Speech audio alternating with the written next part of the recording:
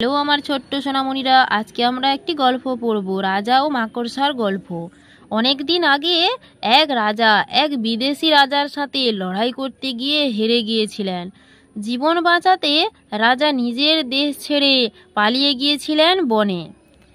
বিদেশি রাজার আসলে অনেক সেনা ছিল, সেই তুলনায় এই রাজার সৈনিক ছিল কম। নিজের দেশ কি করে ফিরে পাওয়া যায়, বনে বসে বসে রাজা শুধু তাই ভাবতেন। দিন যায়, একদিন পাহাড়ের গুহায় শুয়ে আছেন রাজা, ভাবনায় ঘুম আসছে না। এমন সময় তার চোখে পড়ল একটি ছোট্ট মাকড়সা। রাজা দেখলেন মাকড়সাটি গুহার দেওয়ালে জাল বুনতে চাইছে। যতবার সে উপরে উঠতে চাইছে ততবারই পিছলে নেমে আসছে, তবু না থেমে বারবার সে এরকম করেই চলছে। অবশেষে এক সময় সে ঠিক ওপরে উঠল এবং জাল বোনা শেষ করল।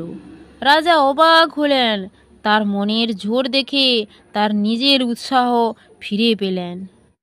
রাজা ভাবলেন, এইটুকু পোকা যদি সহজে হার না মেনে সফল হতে পারে, তবে তিনিই বা কেন পারবেন না। পরের দিন তিনি তার সৈনিকদের ও দেশের যত জোয়ান ছেলেদের ডাকলেন। নতুন কৌশলে সাহসের সাথে তিনি আবার লড়াই করতে এগোলেন। খুব লড়াই হলো, অবশেষে রাজা বিজয়ী হলেন আর ফিরে পেলেন তার নিজের দেশ। দেশের সব লোক রাজাকে আবার সিংহাসনে ফিরে পেয়ে খুশিতে মেতে উঠল।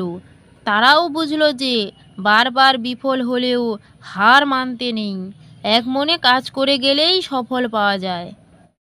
বুঝতে পেরেছো তো সোনামণিরা? দেখো, রাজা এখানে পাহাড়ের গুহায় বসে আছে আর মাকড়সাটি এখানে জাল বুনছে, দেখেছো তো সোনারা? তোমাদের যদি ভিডিওটি ভালো লেগে থাকে তাহলে তোমরা চ্যানেলটি সাবস্ক্রাইব করে রাখো এরকম আরও নতুন নতুন ভিডিও পেতে।